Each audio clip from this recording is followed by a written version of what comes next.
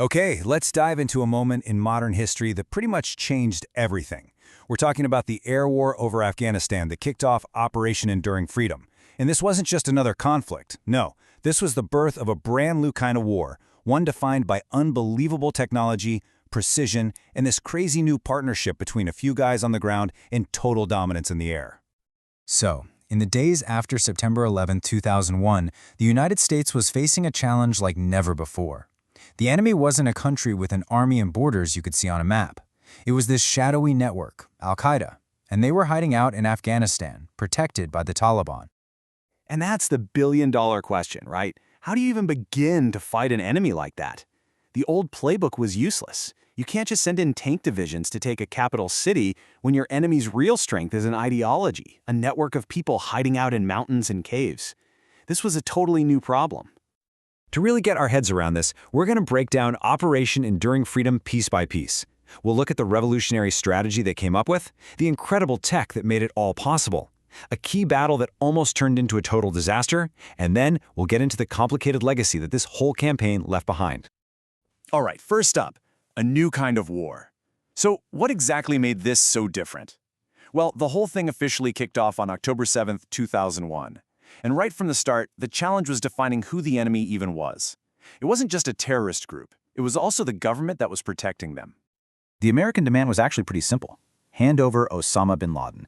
But the Taliban's leader, Mullah Omar, refused. And his response, which you see here, basically drew a line in the sand. It set the stage for a conflict that would pit the most advanced military on Earth against a regime that was, for all intents and purposes, stuck in the Stone Age. So, this was not going to be another desert storm.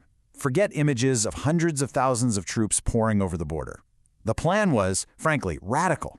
The U.S. would use just a tiny number of elite special operations forces. Their job?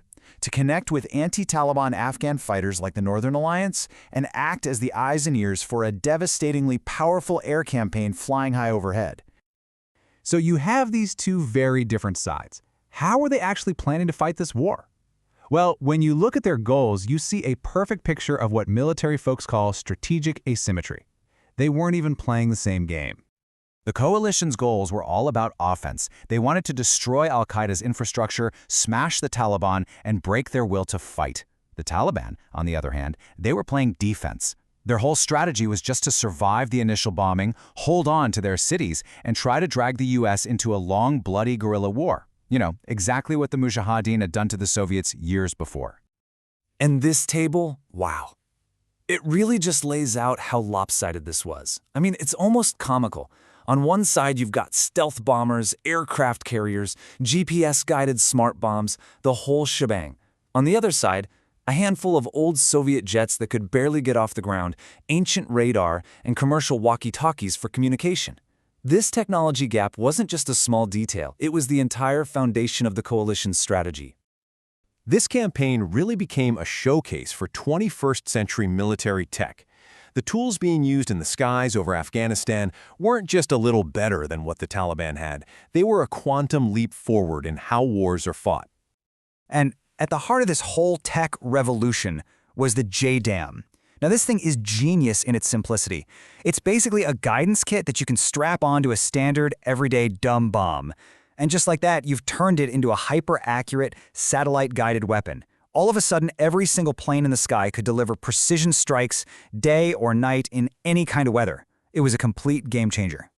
And the impact of this one piece of tech was just stunning. General Tommy Franks, the guy in charge of CENTCOM, put it into perspective. He said that during the first Gulf War, you needed about 10 aircraft to be sure you destroyed one target. In Afghanistan, a single aircraft could now take out, on average, 2 targets. I mean, that's a 20-fold increase in effectiveness. It's just a total transformation of air power. And you can really see that leap in this chart. Look at this. In Desert Storm, a decade earlier, less than 10% of the bombs were smart bombs. In Kosovo, it jumped up to about a third. But then, bam, Enduring Freedom, over 70% in the first couple of months.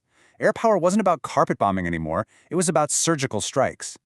And the evolution didn't stop there. It wasn't just about making the bombs smarter. The next step was making the planes smarter. So smart, they didn't even need a pilot inside. For the very first time, drones like the Predator went from just being spies in the sky to being actual weapons, Controlled by operators thousands of miles away, they were now hunting for targets and taking them out with Hellfire missiles. The age of the drone war had officially begun. Okay, so you have this shiny new model of war, but how does it hold up when things get really messy? Well, in March of 2002, the US launched Operation Anaconda.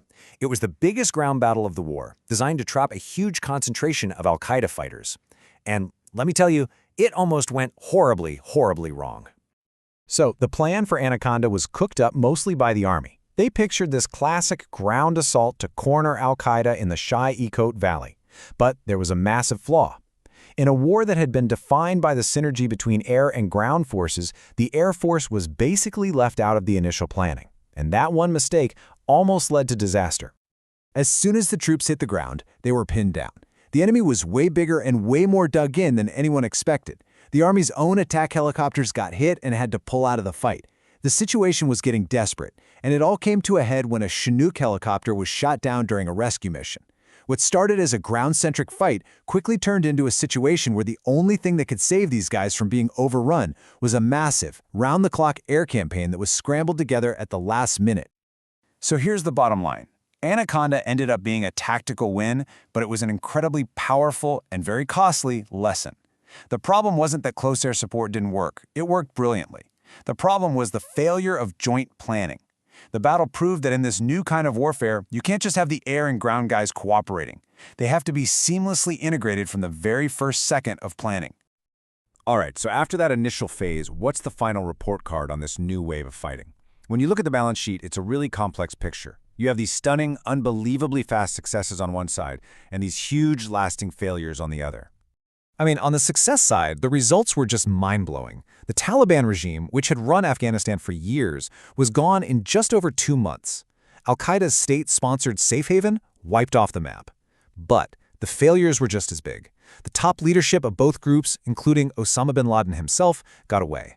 And there were awful, tragic mistakes, friendly fire incidents, mistaken bombings of civilian sites, that really showed that even with all this amazing technology, the fog of war is still very, very real.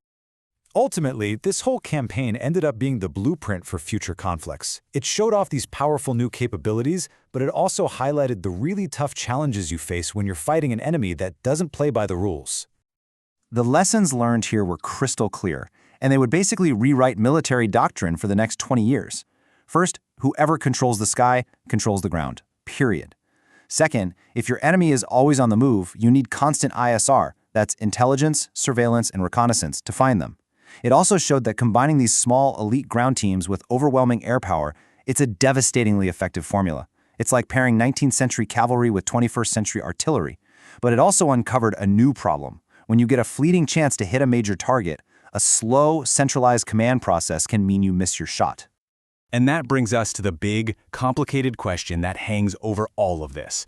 This new model of warfare, this light footprint approach, proved that it could topple a government with breathtaking speed. No question. But in doing so, did it create a blueprint for a real, lasting victory? Or did it just write the first chapter in a new book about endless conflict, wars that are incredibly easy to start, but seem nearly impossible to finish? That is the complicated legacy of Operation Enduring Freedom, and it's a question we are still debating today.